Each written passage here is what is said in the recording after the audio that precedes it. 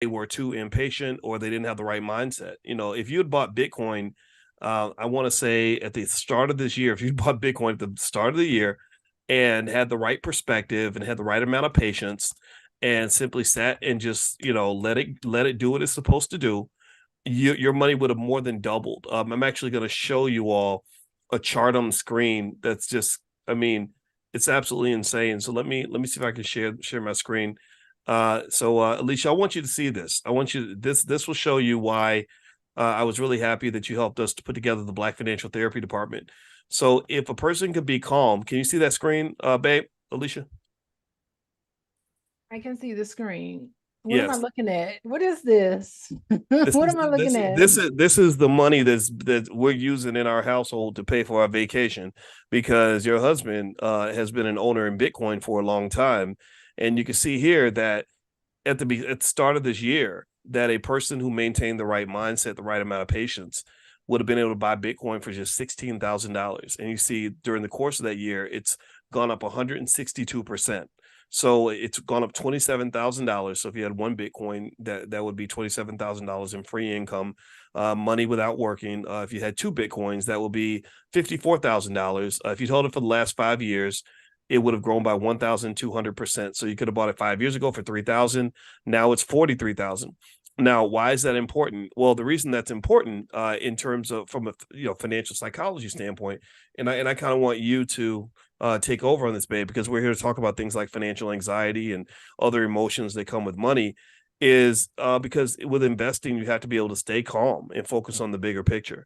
And so I tell the students all the time that two emotions you want to be careful about in investing are fear and greed. Fear and greed will get you in trouble. So with the decline in the price of Bitcoin, fear would cause you to run away and miss your opportunity. And greed is what causes you to to make bad investments. A lot of people made bad investments in crypto out of greed, or they thought that things that were going up were just going to go up forever. And then there's a lot of financial anxiety that can come up when you're watching your portfolio go up and down, up and down, up and down. And so that was one of the things that led me to talk to you about what we're doing with the Black Financial Therapy Department, because I wanted to bring in some of what I've learned from therapists that I know and that in terms of a mindset that would help to build wealth in an appropriate way. So I'm gonna let you kind of take over. I sent you a few starter questions. I want everybody to know that if you have a question for Dr. Alicia, in case you don't know her background, my wife is a licensed therapist and a full professor of social work. She's also a certified trauma specialist. She has expertise in a lot of different areas. She's taught classes on things like addiction. So when we talk about things like financial addiction, she can give some insight into that. And you can put your question right there and she can answer it for you. And if you want to see recordings of any sessions that she's done in the past, if you log in at drboyceprime.com, in drboyceprime.com, you can find recordings of other sessions that we've done. And I can also make sure that everybody in the Prime program gets access to her financial anxiety workbook. So without further ado, I'm going to let my wife kind of take over. Did you get the questions, babe? Did you want to start from the top? Okay, so I do have questions that you sent me, but it's on my phone, so I have to keep like opening up my phone. Okay, so I do have questions on my phone, and you sent me 5 questions. I'm reading them now. Personal experience with financial anxiety. Why you gonna have me? Why you gonna ask me that question? Well, actually, Okay. the first question was a And personal experience. The first question was, they came from the students, was how would you define financial anxiety, and what are some common signs that someone might be experiencing financial anxiety? That's the first okay. question, actually. So how do you define it? How do you know if you have it? Like, what does it even look like? Like a lot of times when you talk about something like dealing with anxiety, a lot of people don't want to get help because they don't think they're experiencing it. How do you even know if you're experiencing financial anxiety? Okay, before I get into that, there are some housekeeping stuff. You did mention a couple of things, but I just wanted to like reiterate exactly where you can get some of the other lectures and what the other lectures are. I just want to talk about that really quickly. So I am talking about financial anxiety today, but there is a full complete lecture with PowerPoint slides and exercises for everybody to do. That's the very first lecture we did for the Prime students. So you can go to drboyceprime.com and get the full lecture that I did. And then I just kind of want to highlight some of the other lectures that are there so that people, just to spark people's, minds with what they can expect when they go on to Dr. Boyce Prime. So first is that the workbook. There is a complete workbook because I'm sitting here looking and thinking, did I give the most updated workbook to you? And I did. So I know that your team updated. I was just checking to see if your team updated because I'm always adding things to the workbook based on what we now know. I am a member of the financial therapy organization. There's a national organization for financial therapists, and I'm a member of that. And so and being a member, you have access to a lot of exclusive material. So I do like to share it. And I would actually enjoy sharing some of the really awesome articles that are coming out with social workers and other therapists who are studying this. So that's the first thing I want to say is that Dr. Boyce Prime is where I house everything and all the new stuff that's coming out that what we know. Just to let you know, on Dr. Boyce Prime, I just want to give you some idea of the lecture topics that are there. Is that okay to do that? Well, Just for a little bit. well, do you mind answering that question first? And then what I can do is I can log in and take a look at what's there. What I'll do is you just talk away, and what I'll do is I'll grab stuff in the background that students can have access to, and I'll Well, pop. I just wanted to highlight a couple of them just because today I'd like to get a list of topics that students are interested in because coming in here today to talk to you guys is not going to be like the only time I'm going to be here. I'd like to come back a little more frequently so that I can address some of your questions. And but I want to let you know what I've already covered so that I can point you in the direction of, well-developed material on that. And then if you, while we're talking today, if there are some things that come to your mind that you would like to know more about, I want to make a list of them so that I could streamline my conversations to make sure that it's the questions you really want answered. Okay. Yeah, So there's let me something. let me help you relax a little bit. I got links I'm giving to the students. What do I you would like mean? for you to, if you could you start with that first question? What is financial anxiety? How do I know if I have it? Like, is that because I think that Okay. there's a lot of people who are new. Some people will only see this conversation. So what I'll do is I'll give links to the workbook, things like that, so everybody can take a look at that. But I'd like to really Is start. that a link to the workbook or the link to the Prime, your Prime program? That's a link. I got to see what's inside of Prime, but I don't even know Okay. what's in there. So why don't we start with just that definition so that everybody can even know what financial anxiety looks like and why that's important. The reason I ask that is because I know that financial stress is a big deal for so many people in our community. I know that worrying about money, watching your 401k drop, watching your cash flow drop, wondering if you're going to keep your job, things like that are just big deals. So for those who some students have seen your other material, some students will see the other material, but I want you to talk as if no one's going to see anything else other than what you say right now. So let's just start from that beginning point of financial anxiety. If you could define that for us, that would kind of help in terms of the conversation. Oh, okay. So I won't go over the topics. Okay. So here's what financial anxiety means. It just means that um that it's worrying about your finances. And I think that worry is a great thing. Okay. It's a natural emotion that all of us have, right? So when you start worrying about your finances, um, that's something to pay attention to.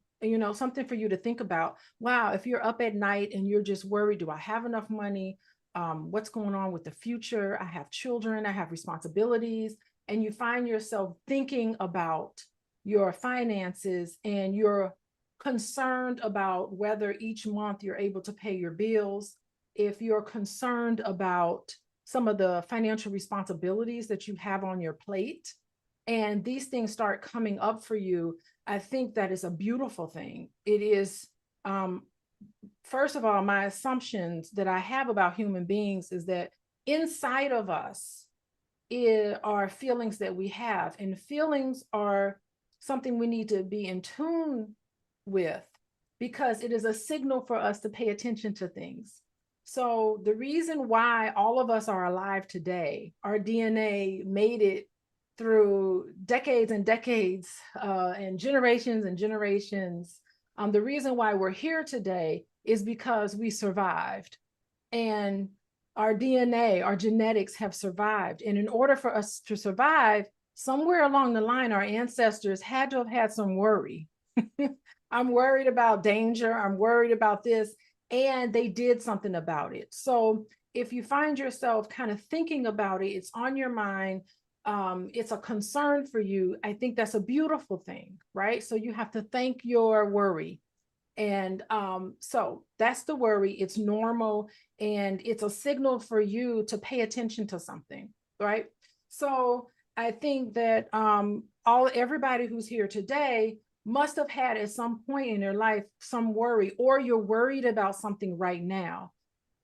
Okay, so take a second and thank the worry, because that's a wonderful thing. Now, what the worry should do for all of us is it should be a motivating factor to act. It should be a motivating factor to say, you know what, I'm being worried about this. Let me open up my credit card bills. Let me open up my checking account.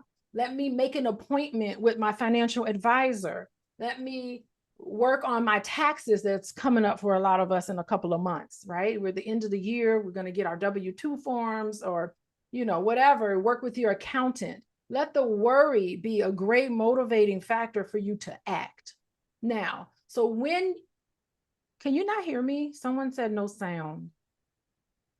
No, I think they can hear you. I can hear okay. you. Sorry. So when you are worried about something, the wonderful thing to do is you take action, right? And you do something. So let's just say you know that you're worried, you don't have yourself together, and then you decide, I'm going to now act. I'm going to contact my financial advisor. I'm going to make an appointment. I am going to sit down with my partner, or just sit down with myself, carve out time to go over my bills, to go over my finances. It's Christmas time, holiday time. There's a lot of responsibilities on us to spend money.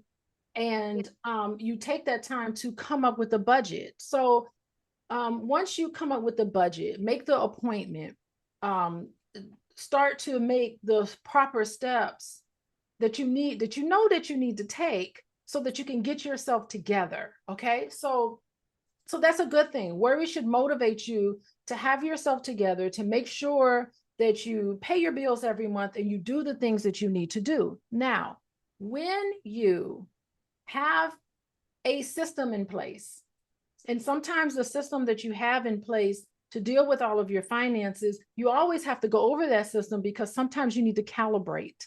Maybe you have a child that's going to college soon, and you're like, you know what? I'm a little worried about that, right? Maybe I need to go and look at my financial portfolio and my situation, and I need to change it. Okay. So worry is a wonderful thing, because it motivates you to have a plan in place of which to deal with things in the way that's comfortable for you and your family. Now, once you have a plan in place and you implement that plan, the worry should go away. You shouldn't have to worry about it anymore. Now, if you have enough money and you have a system in place and you're still worried, that's when you know there's some anxiety. The worrying is now excessive. There's some spillover worry. And then you need to stop and think, like, wait a second, why am I still worried? I have plenty of money in the bank. I have reduced my bills. I have said no to people and to things. I'm now living within my means, or living below my means, but I'm still up at night. I'm still worried about money. That's where it gets into anxiety. And you need to start thinking about, what is my relationship with money? How is it that I'm worried and I got plenty of money in the bank? So how is it that I'm worried and I'm living in a house that I really enjoy? I'm living a lifestyle. I'm working a job that's absolutely fulfilling to me, yet I'm still a little worried about myself financially. So that is a very long definition, Boyce. You asked about what it meant, but it turns into anxiety where it's pathological when you're worried about money, but you really don't need to be worried about money. You have a system in place. You have a plan, even a plan for the future. Even right now, all of us who aren't financially where we want to be, you can say, okay, I think I'm going to sign up for the Prime program. I'm going to participate in these activities. I'm going to go to, I don't know, Invest Fest, or I go to the I'll go to the convention, you know, Dr. Boyce's convention, and network, and you're doing everything in your power to make sure that you have a plan in place to meet your goals in the future, but you're still worried. That is where it turns into something pathological and you need to be concerned about. Also, what else I was going, well, that's my answer, but I also wanted to say the people who are in the Prime program who find that you are having some excess worry, you can, if you so choose, so you can contact me and I can work with you individually. People in the Prime program, I give them a 30% discount of my services. So if you find that this sounds like you and you're in the Prime program, or even if you're not, I also can work with you individually about excess worry, because I'm going to be talking to you about, like, what's going on? Why are you still worried about this? What is your relationship with money? And tell me a story about what's coming up for you in terms of this excess worry, because you have a plan. And if you don't have a plan in place, don't come talk to me. Go connect yourself with other people who can help you plan for your financial future. Okay. All right. So one of the things that someone asked about, I saw a question in here. By the way, I'm putting, as Dr. Alicia is talking, I'm sharing links to things that you could take a look at. There's a whole money mindset masterclass that we did put together in the Black Business School. I gave you all a link where you can get access to a lot of that training for literally 80% off the lifetime access cost. So feel free to take a look at that if that will help you. Also, Dr. Alicia, the link to our website, coachingwithdralicia.com. I put that in the chat too. Excuse me, if you want to reach out to her for individual or group counseling. One of the things that we've talked about is that one thing that people don't do, but again, in the Black Business School, we try to stay ahead of the curve in terms of not worrying about what people are doing, just thinking about what people should be doing. And one thing I think you should do is that if you have family members or friends or anybody that you're working with, investing with, or trying to build with, you may want to get sort of a therapist or a counselor that can actually work with your group, work with your investment club, work with your family to help you to keep your business interests together, to make sure that you don't just sort of talk to a therapist when you have a problem. You talk to a therapist so you can avoid and prevent the problem, right? So because problems lose money. Right now, for example, we've been talking extensively about how people like Diddy, right now, Diddy's whole global empower network is struggling because of the problems that Diddy's having. And a lot of people are kind of abandoning ship, and this big initiative, which was actually quite good, is crumbling, right? Because there's just all these relationship issues that come with all the controversy and all that stuff. So one question that I saw in here, babe, I'm gonna share this with you. This is okay, it's an anonymous question, but it says, I am financially responsible and I earn an above average salary, but I'm surrounded by family members whose finances are in chaos. Dr. Alicia, how can I cope with them dry begging and unpaid loans and not resent them? So this person has some resentment over the fact that they're dealing with loved ones who are struggling financially, who are always begging for money, who don't pay the money back when they borrow it. That can be very stressful. I mean, I think that's traumatic. I feel like that's trauma when you loan money to somebody, especially money you need, and you don't get it back. I don't know if it was trauma that I felt when that happened, but I know I was really upset, really angry, and it reduced the trust that I had in people. Can you kind of speak to some of that? Yeah, you need to have a personal policy with regard to loaning money to family members. My personal policy, and it works for me, is that I usually don't loan anybody money. I have a number in my head based on just how much money I have. I just give them the money. I don't even expect them to give me anything in return. My policy is not to loan anybody money. And that's just my personal policy. And that's something that I just tell people across the board, like, not to loan anybody money. And but I do have a policy where I will give someone money. And I say, you know what, this is what I'm comfortable with giving you. So you don't have to pay any of this back. And that's kind of it. You know what I mean? I do it this one time to give people money. And I have a number in my head of which I'm comfortable with. So that's my policy. But you have to have a policy in yourself that you can implement, that you feel comfortable with. And you just let it go. I mean, when people start asking you money and they start coming to you, several things come to mind. First of all, how is it that they feel so comfortable asking you for money? Is it because Lord, my calling? How is it that they feel so comfortable asking you for money? Is it because you set the tone where, okay, I'm making all this money and anybody can ask me for money and I'll be okay? Are you okay being the family bank? You know, do you feel like people just feel comfortable coming to you with money for money? So you need to start thinking about the type of relationships you have with other people, where it sets a precedent where, oh, if you need money, you can go to so and so in the family will give anybody money. That person is always, he or she is always the person that will give you money.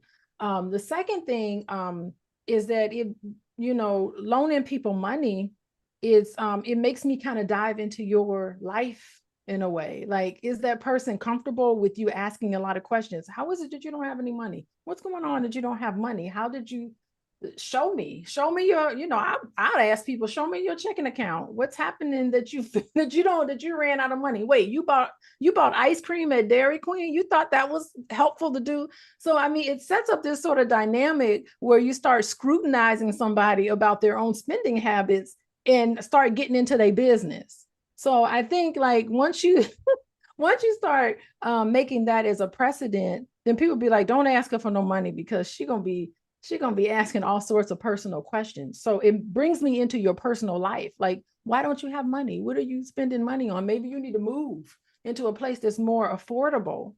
How you help somebody that's in a financial pickle is that you can give them as much that's comfortable for them, but you can also be emotional support to them as well. If somebody is struggling financially, you can say, God, that's really terrible. Let's sit down and talk about some strategies of how you can reorganize your life in the way where you can be successful. I just think that you don't want to just say no to somebody and be mean to somebody because they're in a financial desert. But at the same time, you don't want to be someone being taken advantage of because you have made it and you become successful and everyone else hasn't come successful. Yeah, let me give a perspective too on that. And I think that this speaks to the fact that some of these questions, my wife and I are going to have slightly different opinions because we have different backgrounds, right? She's in social work and she's a therapist, and I'm an investor, right? And also different types of or different people have different personalities when it comes to money. In finance, they talk about that in terms of your risk tolerance. Some people don't mind a little bit of risk. They'll take some punches. Some people don't want any risk. They don't want to take any punches. And so one of the things I will tell you is that my personal policy when it comes to loaning money to relatives is similar. I agree with a lot of what my wife says. In some situations, for some people, you maybe help them one time and you say, I'm not doing it anymore. Or maybe you just give it to them because you know they're not going to pay it back. I think just being realistic with yourself about what you can expect is what's important. I think that where I think it becomes more traumatic is when you get something other than what you expected to get, right? Like, if I thought you were going to pay me back and you didn't, then that means I might have made a mistake. I took a risk I shouldn't have taken. Or if it happens over and over again and I don't like it, then I put myself in an uncomfortable spot. But if I do something that I'm comfortable doing and I know what the outcome is going to be, then then I think that's all good. Because here's the deal, right? If you read my book, The 10 Commandments of Black Economic Power, you all know I talk extensively about investing in your loved ones. That's what Jewish families do. Asian families do this. They start businesses together. They buy assets together. They buy buildings together. And that does require some degree of trust. That does require you to have some sort of a banking system within your unit. However, there are standards, there are codes of conduct and expectations of behavior that fit with that. And I think that what happens with some of our families is that you have some people that don't recognize any sort of code of conduct, or they identify themselves as being the family beggar. and they don't feel that they owe anybody anything, or they feel like they're almost like maybe they're 40 years old and still behave like a child, because a child doesn't have what I call economic maturity. They don't understand how them not paying you back is putting you in a tough spot, because in their mind they're thinking you're doing well, you're going to be okay, it doesn't matter if I don't pay you back. But to me, that's a code of behavior that's taught early. Like when I was a kid, my father told me, if you borrow money from somebody, if you have to do it, you pay them back. And if you can't pay them back, you communicate and let them know when you can pay them back. Some people weren't raised on that code.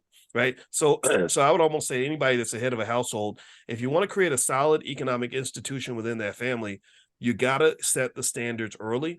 Again, in that book, The 10 Commandments of Black Economic Power, I talk about that, because if everybody's operating on the same code of conduct and everybody's accountable to the collective, then you can trust, in a trustworthy fashion, loan money, because you're going to get it back.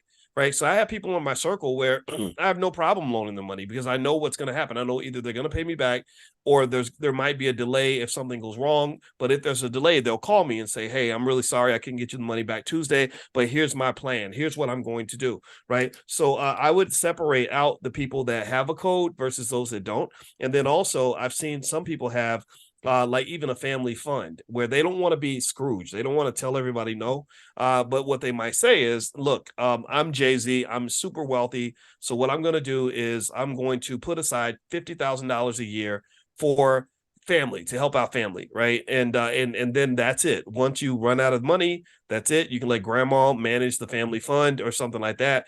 That's another strategy that I've seen work quite well. And then last but not least, in finance, there's something that we call optimal contracting.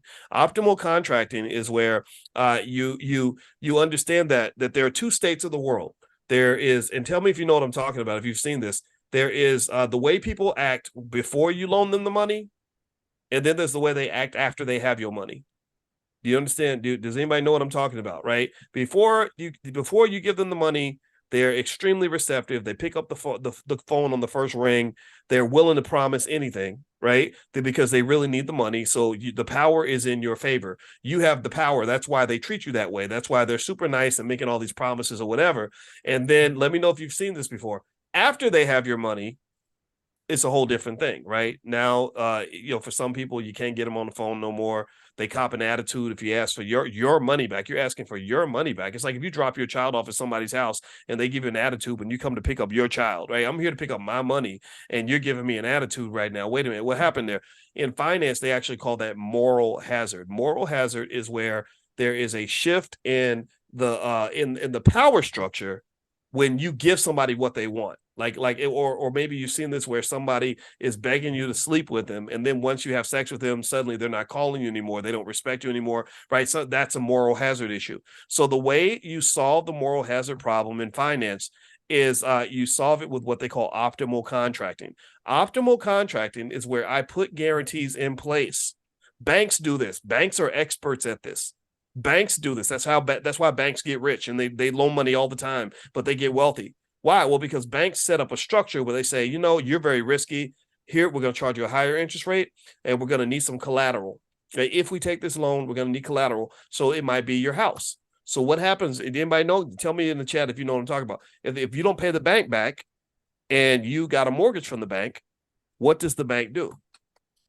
They come take that house, right? And the reason they can come take that house is because they have optimal contracting in place.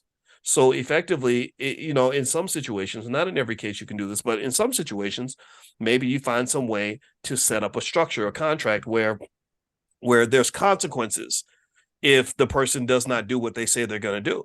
Right? Maybe it's like, okay, I'm going to keep your, I'm making this up, but every situation is different. But maybe it's like, I don't know, like I get to keep the note to your car, and I get to keep or I get to keep your PlayStation, or I get to have, or you give, or I don't know. I'm not saying that's like even realistic one way or the other, but basically I've seen that work as well, where you set things up so that they have to pay you back. And if they don't pay you back, then there's consequences. But really what my grandma used to do is she just had a rule. She said, I'll loan everybody in the family money one time. If you don't pay me back one time, you can never, ever ask me for money ever again. So sometimes she'd be happy to loan you money and happy that you didn't pay her back, because now whenever you ask for money, she would say no. And she would say, remember, y'all, you remember the rule, right? So that was my grandmother's version of optimal contracting. Go ahead, babe. Did you have something to say? Oh, I mean, that's fine. And even, even if that person didn't get money from grandma because they didn't pay it back the first time and they come to you, you got to say, wait a minute, you didn't even pay grandma back. I know you ain't going to pay me back. So you have to, and this is what Asian families do. And Jewish families do this too. They just don't let anybody in. They let credible people in. It's not personal. It's just that, no, you play too much. You can't be in our Yeah. you can't be in our group like this. And Yeah. so, and it's okay. It's okay. We still love everybody. It's just that this is not for you. And that's perfectly fine. Not everybody needs to be in the investment group. Not everybody feels comfortable with it. I think also the only thing I would add to that, it sounds like we agree, Boyce, because you were talking about your personal policy, and I was saying everybody come up with your policy about what's comfortable for you in terms of loaning money. And I think that's important. And getting comfortable saying no. What's your relationship with saying no to people? You're not obliged to agree to anyone, and you can say no to someone where it's a kind, it's a kind way of saying no. You can say, you can join with their God, I'm really sorry that your lights are going out. I don't have $100 to give you to put your lights on, but I can give you $10. And maybe someone else can chip in and give you the rest, but I can give you $10, whatever you're comfortable with. And if you see it's a pattern, well, wait a minute, I saw you at the Beyonce concert and now your lights are getting cut out. I'm not certain that that's something that I can support. You can't say no. What did Trevor Moore said, no is a complete sentence. And you can say, no, I'm sorry. That's just not, I still love you, but no, I'm not going to enable you, to continue to make these decisions. So you can do it and you can say no in a way that's compassionate. Yeah, well, you know what? And I do agree with you. I think the word no is an important word to use, especially for those of you that do come across more resources. I know that when I got more money, I had more people asking me for things, and they were asking me not just for money. Money's one of the least valuable things that I own. The most valuable things I own are my time, my peace of mind, stuff like that. And so, one of the reasons I don't have a million friends is because I got to the point where it just seemed like everything was so draining. There was always somebody somewhere asking me for something.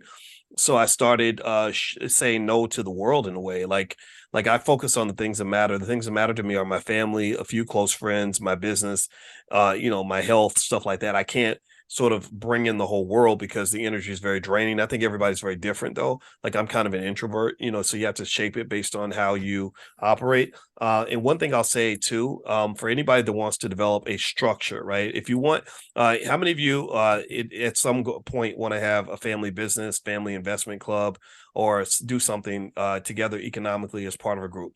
Raise your hand. Give me a yes in the chat if you're in that category.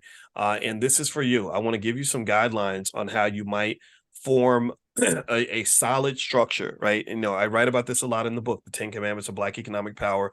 If you go to drboycebooks.com, I hope you'll consider getting some copies for your family and friends, because I really worked hard to help you develop that structure that you're going to want to build that empire. You have to think in a certain way to build things. So here are some things that that the experts say that you might want to have in place in order to create a group that is able to make money. Dr. Claude Anderson says in Powernomics that economics is a team sport. So the first thing you need with a group is you need common goals. You got to know what's the goal. What are we trying to do?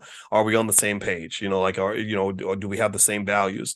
Number two, you have to clarify the roles, like let everybody know what their job is. In football, they always tell the players, Nick Saban, the coach of the Alabama Crimson Tide, he always tells the players, do your job, do your job. So to do their job, though, they have to know what their job is, right? Third, you have to establish clear communications, right? So you have to make sure that you have transparency when it comes to financial decisions. If you form an organization or a company, there's some kind of a board or a group of people that make transparent decisions is extremely important for building trust in the organization. You can't have sort of one person unilaterally just kind of doing whatever they want. Number four, a formal agreement helps, something on paper, some sort of document. For example, in our organization, we have our mission statement. I think contracts are extremely important. You can get contracts done pretty easily these days. Next, what's everybody going to contribute? What wealth are they going to contribute? So you can contribute financial wealth. Maybe your wealth is in the form of sweat equity. Maybe you're also bringing other forms of wealth, connections, things like that. But everybody has to contribute. This is important. Your family is a business. Your family is $1 million entity unless you decide to throw it all away by letting the family get scrambled and torn to pieces. You keep that thing together. That's an asset that can make you $1 million. Also, you want to have a strategy. Like, what is your strategy? What are you seeking to do? Can you all agree on what the investment strategy is going to be? How much risk are you going to take? Things like that. You also have to have some sort of a feedback or review process so you can kind of know, who's doing well and who's not. You want to talk to each other in an honest way. Like, look, I need you to do a little bit more, or I need to do more, or whatever. You also have to understand what your decision making process is going to be. Are you going to vote or whatever? I know, Alicia, I'd like for you, if you don't mind, maybe you could share what you did with the faculty senate, where you had to learn Robert's Rules of Order and how that helped you to have orderly meetings. A couple more things you want to do to build your family empire is you want to have a succession plan. You really want to think about, especially some of you that get older and we get addicted to power and things like that. Think about what's going to happen when you're gone, right? A lot of Black businesses die. Thousands of Black businesses die because the founder dies. I knew a guy in Atlanta who was an 80-year-old man who still works his butt off, and he owns several restaurants in the city, several fast food chains. He makes millions of dollars. And even at the age of 80, he's working hard every day. And the reason he does this is because he can't pass the businesses to his son because his son wants to be a rapper. And so this business is in jeopardy because there's no succession plan. And then the last, most important part, or big part of this, I would encourage you to do, especially once you get something that's actually working, is get some professional help. The lawyer. Wealthy families have their children meet with the lawyer and the financial planner, the person controlling all the trusts and everything else. A therapist, I think, is such a great thing to have for a team, because a therapist can help you keep the group together.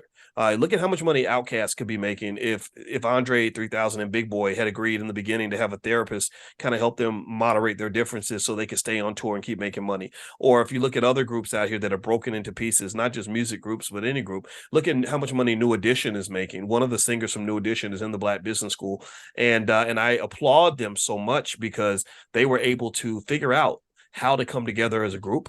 And I suspect it's Michael Bivins that's really the leader and the visionary there, because I met him and I interviewed him one time, and he just seems like that guy. He seems like a guy that did like Diddy without all the sexual harassment lawsuits. Like, I think I see Michael Bivins as kind of the guy who said, look at, we got something good here. And I know you're doing good on your own, Bobby. I know you're doing good, Ralph. You're doing good, Johnny. But when we're all together, we could go out and make $20-30 million a year, going to these sold out stadiums where all these, our fans are still out there. They still want to see us, but we have to come together to make that happen. So your family is like that musical group.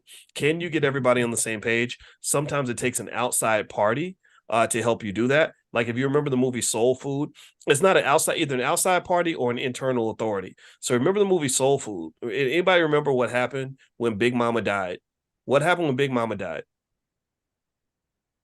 When Big Mama died, the whole family fell apart. Everybody started doing their own thing, right? Because you had no structured leadership in the middle. So if you don't have the Big Mama or the Big Daddy to pull everybody together, then go get you a therapist or get some arbiter, get some third party that can help bring everyone together to the table. So I'm done talking, babe. Did you have something to say on that?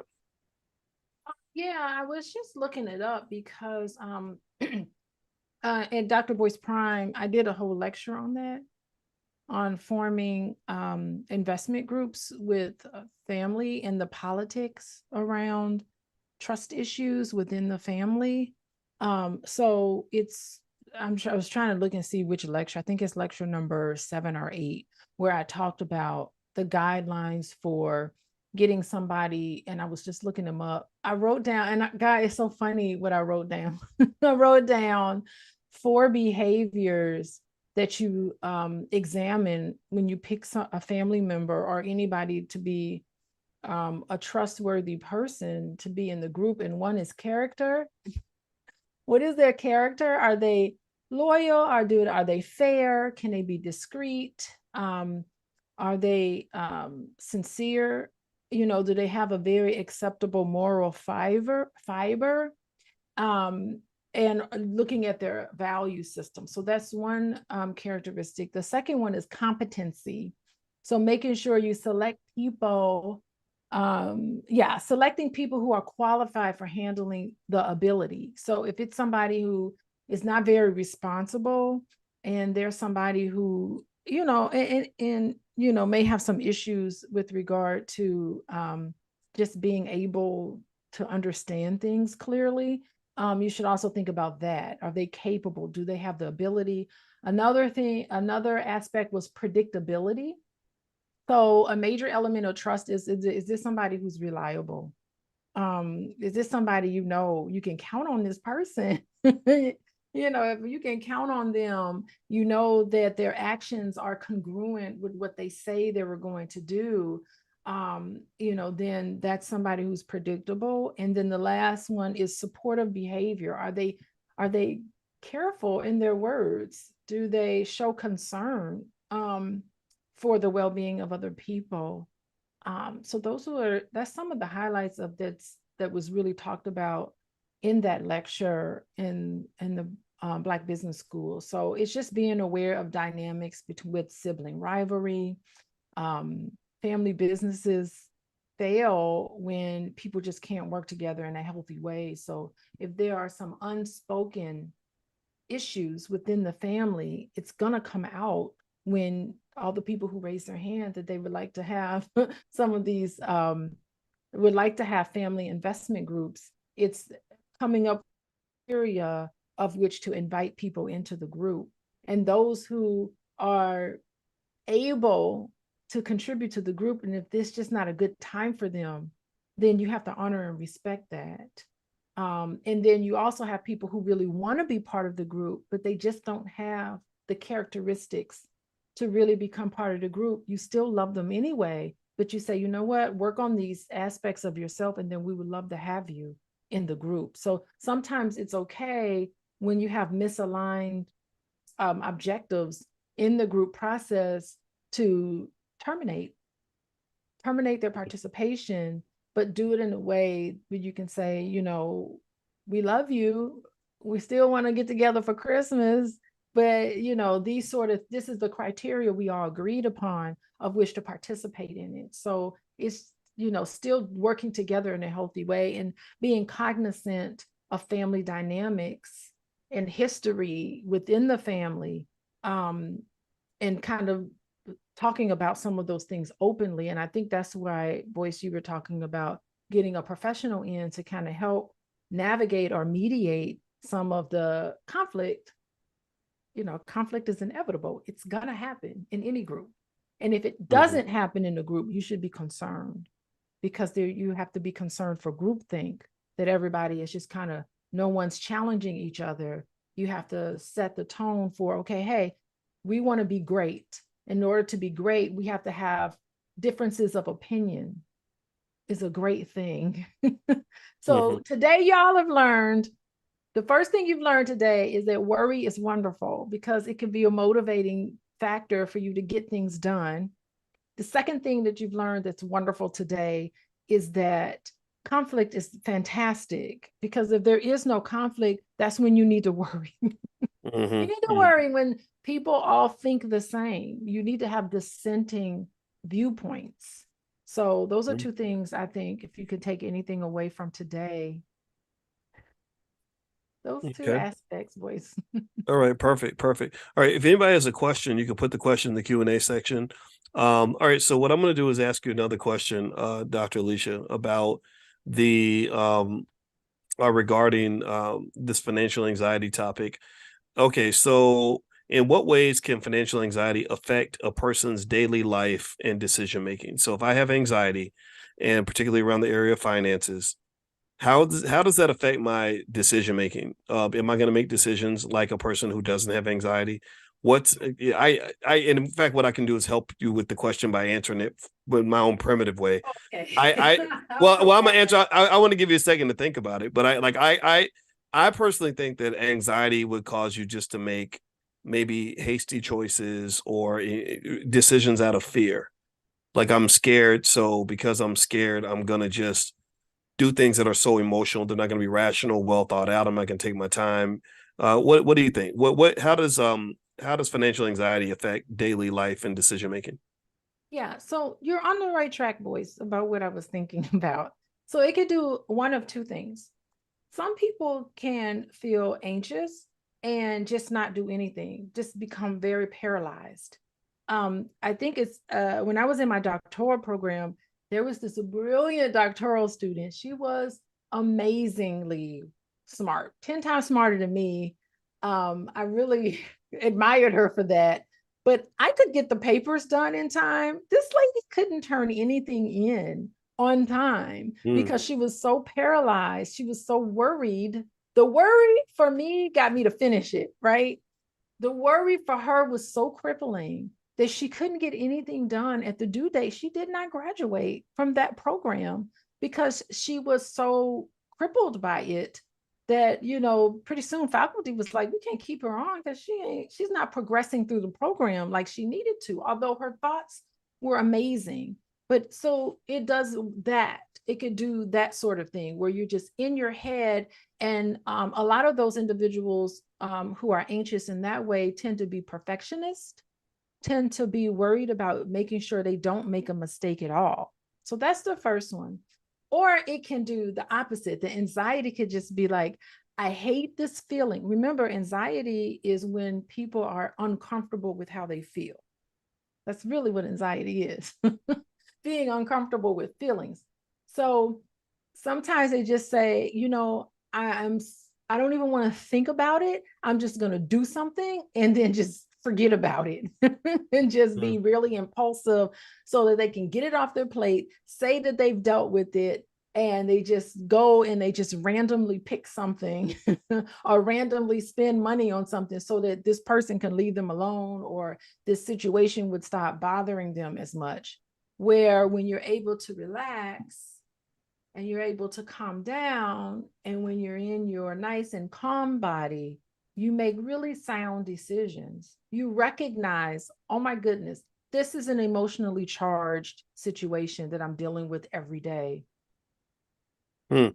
Okay, And I so need to recognize that. And I need to make a more sound decision and then be confident in yourself that if you've explored every option, you've weighed the pros and cons, and you execute on a day-to-day basis, execute the budget you're sticking to, or execute your responsibilities to other people that's comfortable for you. You can just do it and know that you've already planned and you can follow your daily plan.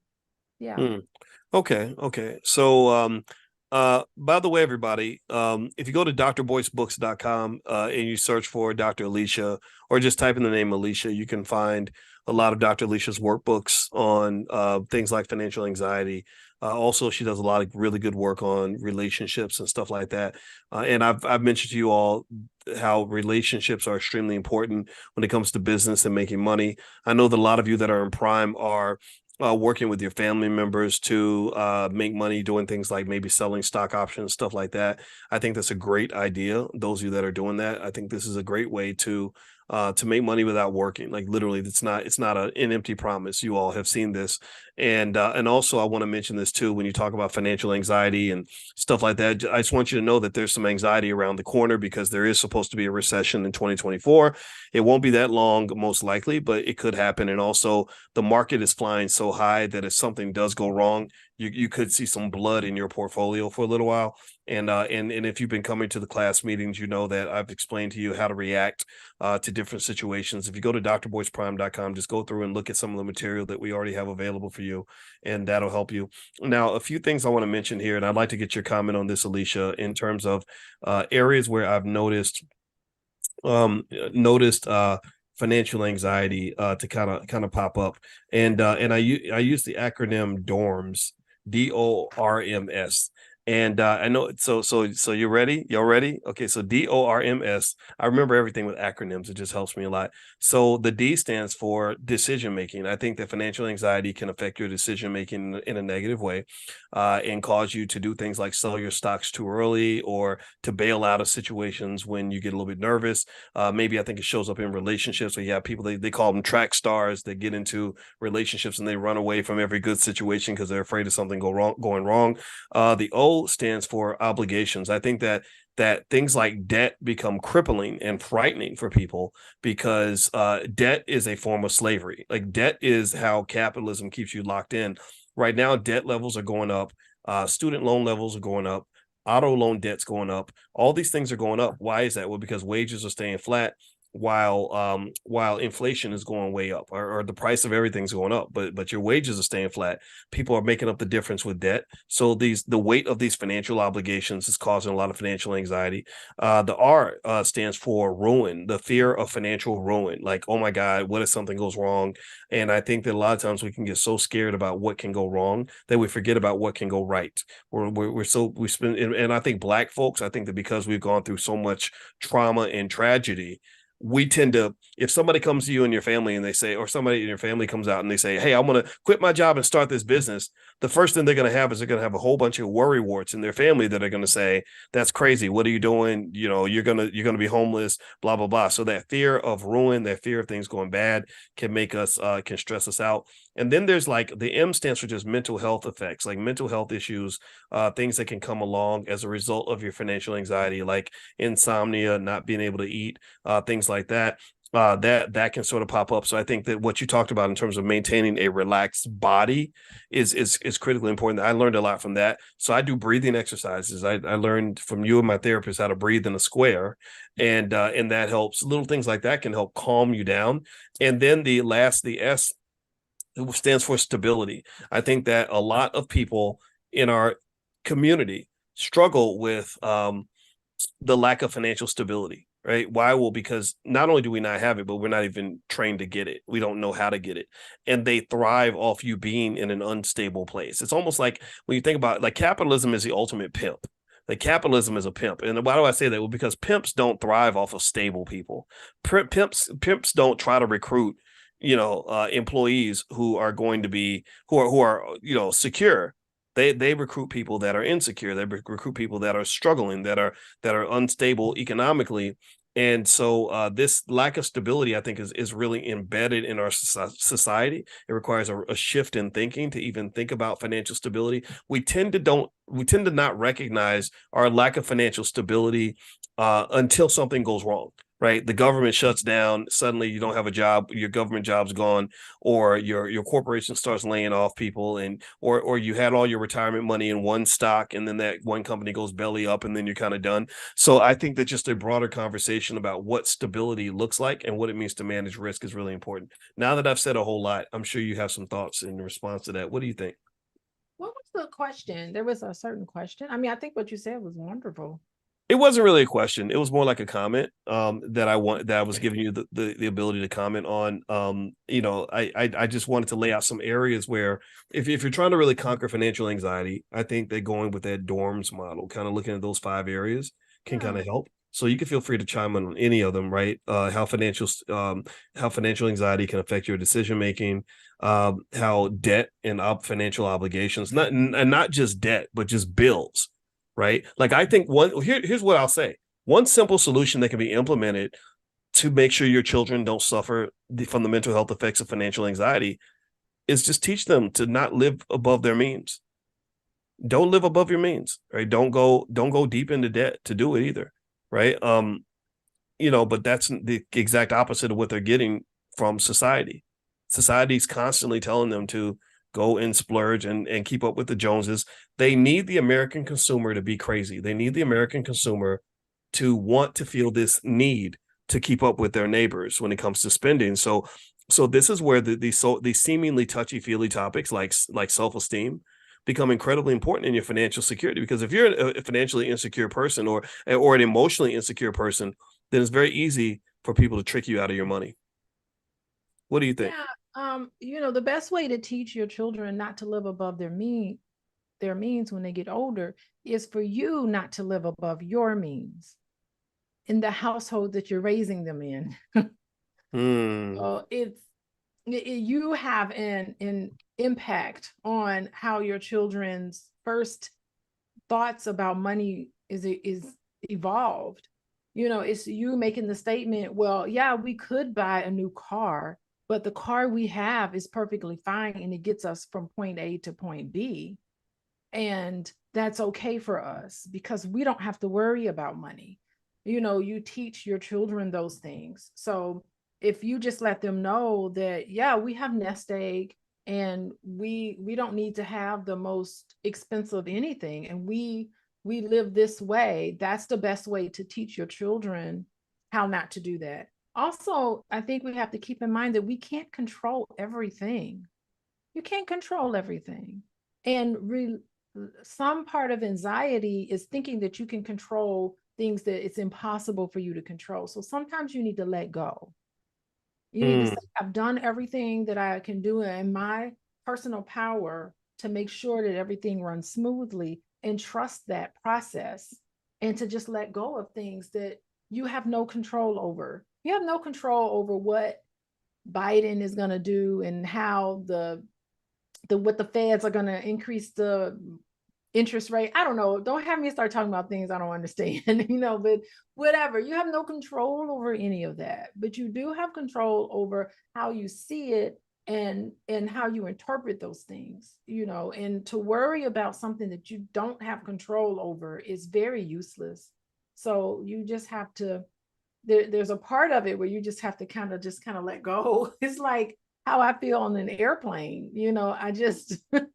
I can't Mm-hmm. control what's going on. I don't even understand how this metal, why am I in the sky in this metal tube? That doesn't make sense to me.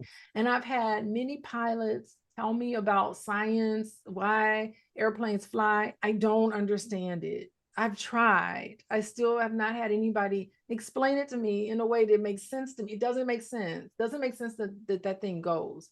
But I just have to just let it go, drink a glass of wine, and just countdown to when we land. So that's what's gotten me through my anxiety of flying in an airplane. Well, if for the record, airplanes fly due to something called Bernoulli's law. That don't make sense to me at all. Right. Yeah. And basically, it says that I believe if they curve the wing so that it speeds up the air, and there's a difference in air pressure, so the air below the wing is heavier than the air above the wing, and that's why your plane takes off. But don't worry about That that. I makes mean, no sense to me. it How it is it air it heavy? doesn't it How is doesn't. air heavy? Air But you is got just to forget air. your husband's an airplane pilot, so that's something. But yeah, y'all just so that just gives y'all a glimpse Air is into air. It don't make our sense that lives, air right? is heavy and it, light. it That don't make it sense to doesn't make me. sense. But once I learned more about airplanes, I felt safer in them. But at the same time, there's always risk, right? And I think always being aware of the risk is really important too. And one thing they actually warned us is, when as pilots, our anxiety is reduced significantly because we spend so much time on safety training. About 75% of what we learn is how to stay safe. And also, one thing they warn you about is not getting too cocky, not thinking that that you're never going to have something go wrong. And so, to some extent, it's interesting. It's like the confidence through humility, right? A lot of people think that confidence means being arrogant and just like I can do it, I can do anything, anytime, and it's going Oh, to be easy for me. pilots are very arrogant. So are Well, doctors. So no, are I surgeons. would say Surgeons arrogant. can be No, no, not no, you, no, no, Boyce, no, of no. course. I'm not gonna. I mean, on behalf of my fellow pilots, even though I'm a baby pilot, But I would say surgeons are arrogant too. they can be, Surgeons are but arrogant. maybe it's not so much arrogance. It could just be confidence, right? And I think, but then again, I guess you can be arrogant and confident and competent at the same time. And what I see is though, I think arrogance is worst when the arrogant person isn't truly confident or competent, right? And so sometimes arrogance is used as a cloak for your insecurity, right? So that's a deeper conversation. You're the therapy expert, not me. All right. So one thing I wanted to answer, I want to answer a question here. or ask a question. So someone's asking, financial anxiety has me frozen right now. I've been in Prime a while and still haven't started stock options. I'm so fearful of funking it up, FUNKING. I have a history of being financially abused and losing everything, currently rebuilding. That is heavy. Wow. Thank you for being honest with that comment. What would you say to a person who's feeling that way, right? They've been financially abused. They've lost it all. They've kind of seen that sounds, I'm hearing trauma, right? How do you recover from that trauma and sort of rebuild and find some way to move forward? Yeah, maybe it's, I hate to say it, but maybe it's just not right for you right now. If you're not comfortable with it, because scared investing just is not going to work for you. Like, I think you should wait Hmm. until you get to the point where you feel more comfortable investing. I think my understanding about Prime, oh Lord, here I am talking about it, but it's, maybe just regular investing is something you need to do right now. And maybe you need to revisit the stock options piece of that a little later on, when you can understand it a little better. I would, when I'm doing something new, I feel really nervous about it, almost crippling. Like, I'm not quite ready to do this yet. And that probably tells me that I don't know enough about it to understand how to do it. Right. So, maybe one of the strategies you could do is, well, number one, to recognize it and to have that level of insight that you have. I mean, that's beautiful to know that. Um, Secondly, I think is to, instead of doing the Prime, just do the regular investments and see the investments kind of swelter and grow. And then you're like, wow, I really made money. And then maybe the next step to it is to do the options piece. Is to take it step by step so that you could feel really comfortable with it. But if you get really nervous about it and you're recognizing that maybe it has something to do with a traumatic situation in terms of money, maybe you're just not at the point now where you're ready to do it. And it's okay. It's okay. I mean, you don't have to do stock options right away. That's like a high level of understanding. I didn't even know what it was until, a couple of years ago. My brother was he was a stockbroker. He knew all about options and stuff too. So, that's something that I grew up hearing. But if I didn't know anything about it, I wouldn't have done. Like, I don't do stock options. That's boring. That's not a fun way to, sorry, boys. That's just not a fun way to spend Well, money for but me. coming from a lady whose husband has made like a ton of money from stock options, right? So It's not well, my thing. No, let no, me, don't cut me off, because I really want to explain that. Like, that's not my right. thing. And it's okay. It's not that I'm traumatized by it. I just don't want to spend my time going through stock options. It's not something that I want to do. But I love that Boyce does it, because because I can see it's very helpful. But it's just something that I don't. Now, one thing that I do that Boyce doesn't do, like, I invest a lot of my money. Well, you invest a lot of your money too, actually, Boyce. But I do, I have a lot of investments and I invest a lot of my money, but I'm not the kind of person that's going to look at the stock market every single day. Like, that's just not something that I do. So I appreciate the fact that Boyce does it, but that's personally not something for me. I could never, it would, that, no, I could, I just Okay. realized that I couldn't do it. I don't want to So talk bad about you, but I honor and respect what you do. I just couldn't do it. Like, Boyce couldn't be a therapist every day, yeah. doing what I do. So no, it's Well, well, okay. well, let me just say this too. If you're having trouble getting started with Prime, that's the reason we did Prime 101. Okay, so Yeah. Prime 101, you have free access to Prime 101 as a member of Prime. So if you go to drboyceprime.com and you look under the materials that are available, I would encourage you to go take a look at Prime 101, which literally I designed it to be really simple, like almost like baby food to kind of help you get started with it. Also, one of the things that we do, and I'm going to send out the moneymakers list by tomorrow, but basically, I literally can show you exactly where to put the money. And the thing about investing, first of all, everybody should invest in something. I don't care, even if you're afraid of it, you should be Mm-hmm. investing somewhere. And selling stock options is what you can do to generate income. Buying stock is what you do to generate long-term capital gains. So if you remember this, that when we talk about selling stock options, you don't have to go with the risky assets. You don't have to go with the ones that are going to give you the roller coaster ride. There are extremely safe companies out there that you can buy, that you can buy and sell the options in.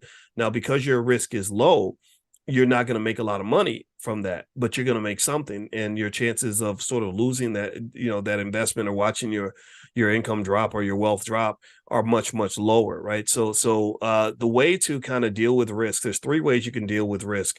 One is you can just take it on and just deal with it. Two is you can run away from it and not participate at all, not play the game at all. She did mention that. I'd encourage you to be careful about that, because most Americans struggle financially in America because they don't invest.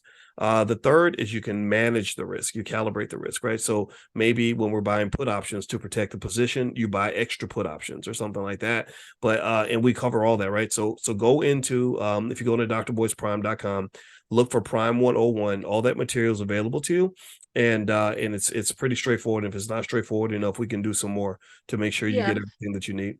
Yeah, and I'm not a very risky person when it comes to money. Like, I have to have like ultra level of security when it comes to money. And so I'm more risk adverse. I do very straightforward things when it comes to investing my money. And so I every once a month, would never look at my money every day, but once a month, I definitely look at my investments and I see where it is. And if I have a question, I will send my financial advisor or whoever's in charge. I have someone in charge of it at my employer, the person who employs me, and I will send them messages and I'm on top of it. But it's not something that I want to think about every single day. That's just, I'm too busy for that. It's just not something that I want to do. But I'm a heavy investor in the stock market. And that was what was instilled in me when I was growing up, to make sure you invest. I max out my 401k, and the rest of it I just live off of. I can't, like, that's just my thing. That's my way of making sure. So I'm very conservative when it comes to my investment, and it works. And I like the fact that Boyce is a little more riskier than I am, because as a household, we're going to be pretty stable because you want to take some risk, but you also want to make sure that it's stable. And I think that I don't look at Boyce's risk tolerance different from mine. I don't look at it as what's wrong with him. No, I look at it like, wow, we complement each other really well. Mhm. So I see it as a great thing, by the way. Yeah, absolutely. I agree. So, all right. So what we'll do is we're gonna go ahead and shut it down for tonight. I hope this conversation was beneficial and helpful to you. Also, I want to remind everybody that's in Prime, you will hear from me in the next couple of days. We're gonna have another session soon. In addition to that, Jay Cameron is going to be coming into the Black Business School. And he's going to be talking about our group trip to Egypt next year, and as well as just the benefits of traveling across Africa. That's something that we're digging deep into this year in the Black Business School. So if you'd like to meet Jay and talk to him and ask him questions, just go into B1 Nation. Our social media platform is the number one, b1nation.us, not .com, it's .us, b1nation.us, and look under events. And if you go to the events calendar, you can see all the events that we have going on this week in the Black Business School. Every week we have 4 or 5 things happening that can help the whole family. Every week we have the book club meeting where we're covering Dr. Claude Anderson books. Tuesday we have the portfolio power play, where I'm going through different stocks that you can invest in to build your wealth, and also answering a million and one of your questions on wealth and investing.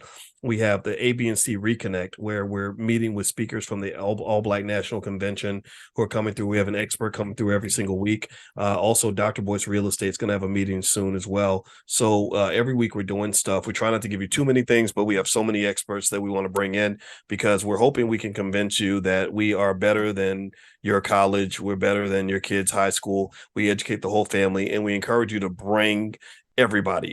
Get all your relatives together. If you have one membership in a program, you can bring your whole family with that one membership. So it's not buy one get one free, it's buy one get 7 free if all of you all are using the same Zoom link. So just feel free to participate on any level that you'd like, and we'd love to help you. All right, so anyway, that's it. Thank you very much, babe. I Oh, appreciate I it. want to And say something. oh, please go ahead. Can you guys send Boyce questions, because I'd like to get them ahead of time, and then I could like review them, and then or topics that you want to hear about. I wanted to go through the old other topics that we went through already, but I think it's okay if it's a little redundant. But I'd like for you to send Boyce, or I don't know where they can send it to, Boyce, if they Yeah. have topics or questions. Well, what we'll do is there's a link in there. If you log in at drboyceprime.com, there is a link where you can click on the link and you can leave me questions or you can leave Dr. Alicia questions. But also don't forget that there's that whole money mindset masterclass also available. And the Prime members, we can give you guys access.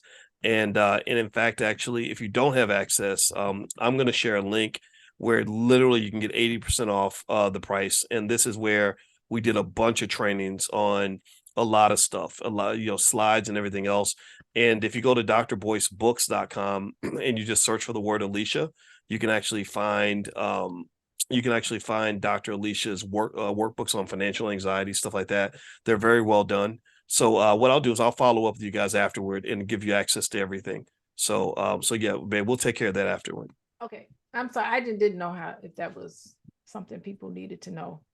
Yeah, absolutely. Okay. All right. So let me share this link with you all. If you want to go take a look at the Money Mindset Masterclass material, you can do it at that link that I just put in the chat. All right. So thank you all very much for hanging out with us. It was very good to see you. And thank you also, babe. I appreciate it. I will see you in the other room. Sunday nights, she makes me steak and it's really, really good. So I'm really excited about the Sunday steak, and I get to watch the Cowboys and the Eagles. So today's a big day for me. All right. So have a good one. Good night, everybody. I'll see you all soon. Take care now. Bye-bye.